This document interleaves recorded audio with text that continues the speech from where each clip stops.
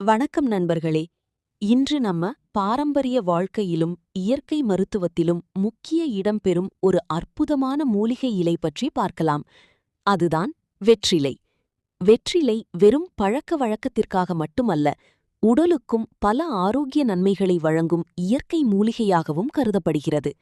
வெற்றிலை செரிமானத்தை மேம்படுத்த உதவுகிறது. இதனால்தான் பாரம்பரியமாக சாப்பிட்ட பிறகு வெற்றிலை கொடுப்பார்கள். ஏனெனின் உணவு சாப்பிட்ட பிறகு ஏற்படும் வயிற்று வீக்கம், வாயு பிரச்சனை போன்றவற்றை குறைக்க உதவுகிறது என்று நம்பப்படுகிறது. இதன் இயற்கை மணமும் சூடும் உடலுக்கு புத்துணர்ச்சி தர உதவுகிறது. மேலும் வெற்றிலை சளி மற்றும் இருமல் போன்ற பிரச்சனைகளுக்கும் பாரம்பரியமாக பயன்படுத்தப்படுகிறது. சிலர் வெற்றிலையை சூடாக்கி மார்பில் வைத்தும் பயன்படுத்துவார்கள். மேலும் வாய் நாற்றத்தை குறைக்கவும் வாயை சுத்தமாக வைத்திருக்கவும் உதவும் என்று கூறப்படுகிறது.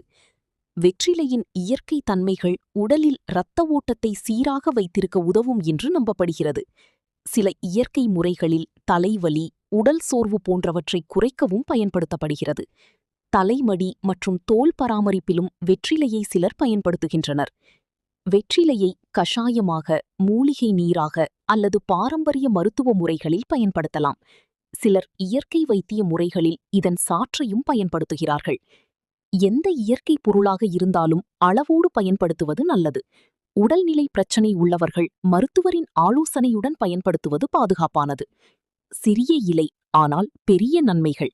இயற்கை நமக்கு கொடுத்த அரிய பரிசுகளில் ஒன்றுதான் வெற்றிலை. மறக்காமல் இதுபோன்ற ஆரோக்கிய தகவலுக்கு ஃபாலோ செய்யுங்கள்.